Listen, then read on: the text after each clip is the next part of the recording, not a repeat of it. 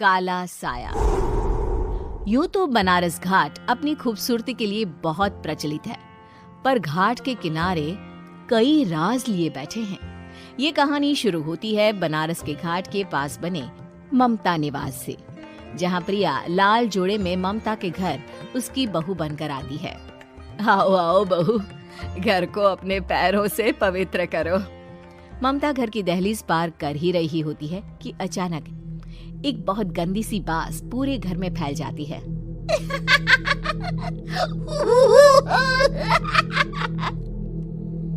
ये बदबू और ये आवाजें, ये कौन हंस रहा है माँ? अब ये पड़ोसी ना हमारे थोड़े अलग से है। कहाँ हम शाकाहारी और ये मांस मच्छी खाने वाले। छोड़, तू ध्यान मत दे और गृह प्रवेश कर। और हाँ बहू, अपनी सास की एक बात हमेशा याद रखना, इन पड़ोसियों से तो कभी बात नहीं करेगी। अच्छे लोग नहीं है ये। अपनी सास की ये बात मानेगी ना बेटा? हाँ माँ, जो आपकी मर्जी, मैं उनसे बात नहीं करूंगी। अगले दिन प्रिया अपनी पहली रसोई बनाने रसोई घर में जाती है। ये छोकी बात तो नाक में जा रही है। एक काम करती हूँ, खिड़की खोल देती हूँ। प्रिया खिड़की खोलने जाती है। इतने जाले, लगता है इस खिड़की को कभी खोला ही नहीं गया। पर ऐसा क्यों? ओह, नॉन वेज की स्मेल आती होगी ना। 2 मिनट के लिए खोल लेती हूँ, फिर बंद कर दूंगी। प्रिया खिड़की खोलती है। खिड़की खोलते ही उसकी नजर सामने वाले घर की खिड़की पर पड़ती है, जहाँ एक लड़की खड़ी होती है। हाथों में मेहंदी, लाल रंग की साड़ी, बिल्कुल सजी धजी, मानो प्रिया की तरह ही वो भी नई नवेली बहू हो। वो प्रिया को देखकर मुस्कुराती है। हे भगवान, माँ ने तो इनसे बात करने को मना किया था। प्रिया फौरन ही खिड़की बंद कर देती है और तवे पर चढ़े रोटी की ओर देखने लगती है, पर वहाँ रोटी न होकर मछली पड़ी होती है। ये क्या? पहली ही रसोई में इतनी बड़ी गलती। हे भगवान, अब मैं क्या करूं? प्रिया बहुत डर जाती है और फौरन रसोई की सफाई करने और फिर सभी के लिए खाना बनाने लग जाती है। जब वो सबको खाना परोसती है, सब तो ठीक है, मैं बेकार में चिंता कर रही थी। हे भगवान, ऐसे ही बस अपनी कृपा बनाए रखना। रात के वक्त जब सब सो रहे होते हैं, तब प्रिया को पायल की आवाज सुनाई देती है, जिससे उसकी आंख खुल जाती है। ये पायल की आवाज कहाँ से आ रही है? प्रिया उठकर उस आवाज के पीछे छत की सीढ़ियों तक जाती है। तभी उसे बच्चे के रोने की आवाज आती है। प्रिया छत पर जाती है तो क्या देखती है? वही लाल साड़ी वाली लड़की अपनी गोद में एक नवजात बच्चे को घुमा घुमा कर सुला रही है। तभी प्रिया की नजर उसके पेट पर पड़ती है। ओह गॉड, ये तो प्रेग्नेंट भी है। सुनिए, बच्चा सो नहीं रहा है क्या? मैं कुछ मदद करूं? नहीं नहीं, आपके घर वालों को अच्छा नहीं लगेगा, मैं संभाल लूंगी। स्नेहा की गोद से बच्चा हाथ मारकर प्रिया की गोद में आने को छटपटाने लगता है। दोनों घर अगल बगल में बने होने के कारण प्रिया उस बच्चे को गोद में ले लेती है। प्रिया के पास आते ही वो सो जाता है। बच्चे का वो स्पर्श रात भर प्रिया भूल नहीं पाती और अगली सुबह वो छत पर कपड़े सुखा रही होती है। तभी उसे एक औरत इशारा करके बुलाती है। स्नेहा कह रही थी बाबू तुम्हारी गोद में आते ही सो गया। मैं गौरी, स्नेहा की माँ हूँ। बहू, घर आना, बाबू को खिला भी लेना। शाम को जब घर पर कोई नहीं रहता, बच्चे से मिलने के लिए प्रिया छिपकर अपनी पड़ोसन के घर चली जाती है और कुछ देर बच्चे को खिलाकर वापस लौट आती है। इसके कुछ दिन बाद ही प्रिया को पता चलता है कि वो माँ बनने वाली है। ममता की खुशी का ठिकाना नहीं रहता।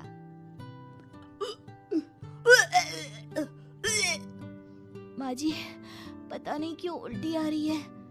प्रिया भागती हुई वॉशरूम में जाती है तो हरे और लाल रंग की उल्टी करती है। उस उल्टी में से कीड़े निकलते हैं। ये क्या? खून और ये कीड़े! माँ! माँ! प्रिया की आवाज सुनकर ममता दौड़ कर आती है, पर बेसिन में कुछ नहीं होता। प्रिया हक्की बक्की रह जाती है। ये सब क्या हो रहा है? प्रिया घबरा जाती है और अपने कमरे में जाकर सो जाती है। डर के कारण वो इतनी थक जाती है कि उसकी आंख लग जाती है। तब उसे ऐसा लगता है उसके पेट पर मानो कोई बैठा हुआ हो। कौन हो? प्रिया के पेट पर एक 5 महीने की बच्ची बैठी हुई थी, जो बुरी तरह जली हुई थी। माँ, तुम ही मुझे लाई ना अपने पेट में। मैं तुम्हारी माँ नहीं हूँ। कौन हो तुम? माँ, देखो मैं जल गई बुरी तरह से। 6 महीने पेट में रहने को भी मुझे नहीं मिला। सहला दो ना माँ।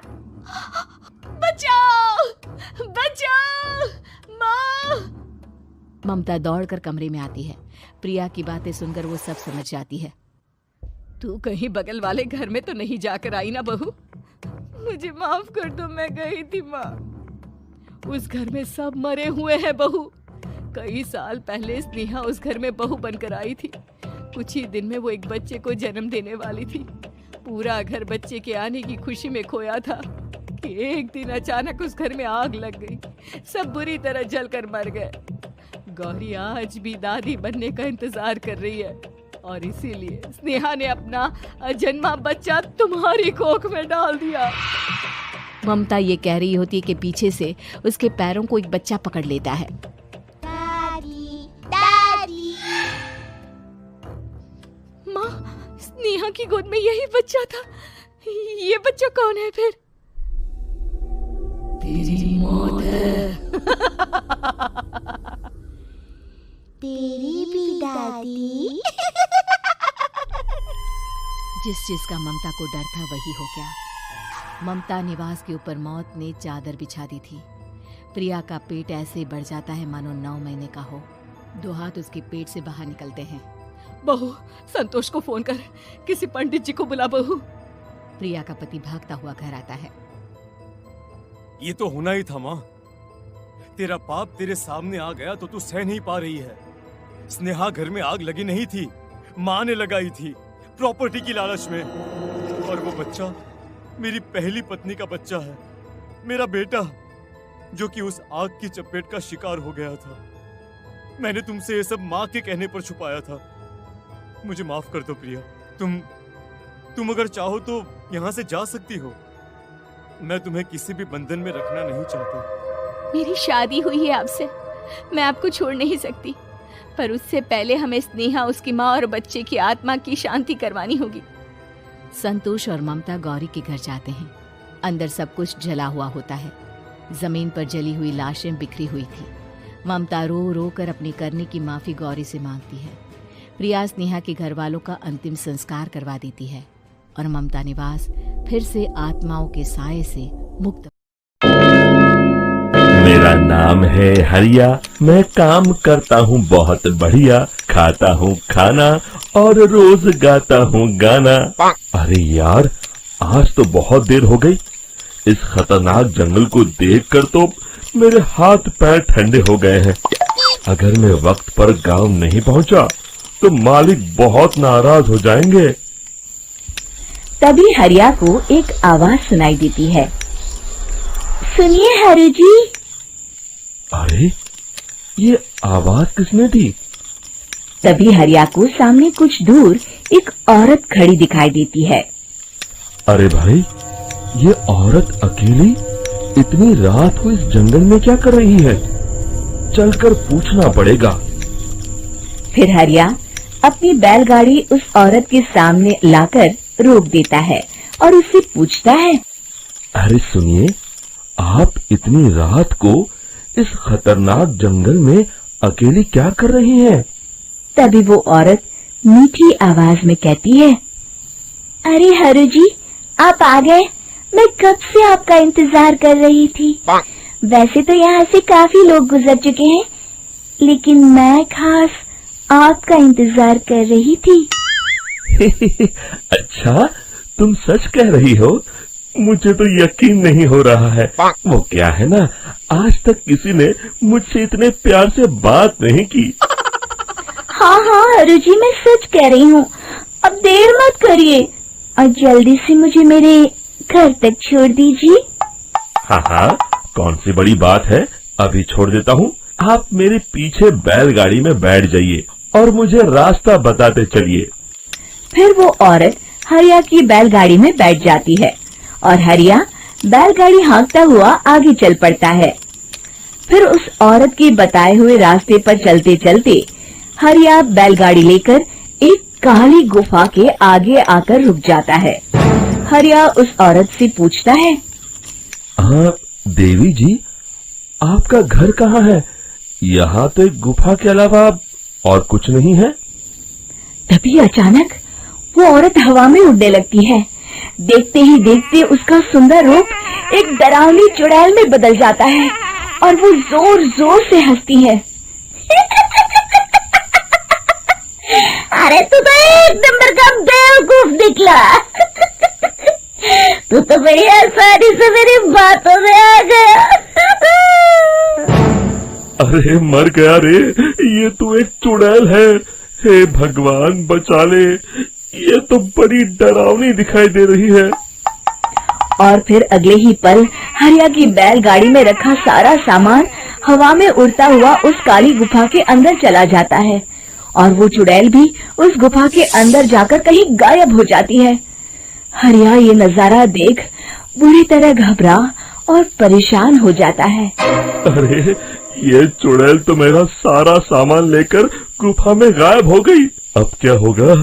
अगर मैं गांव खाली हाथ गया तो मालिक मेरी अच्छी खबर लेंगे। मेरी इस बात का कोई यकीन भी नहीं करेगा। फिर आखिर वही हुआ।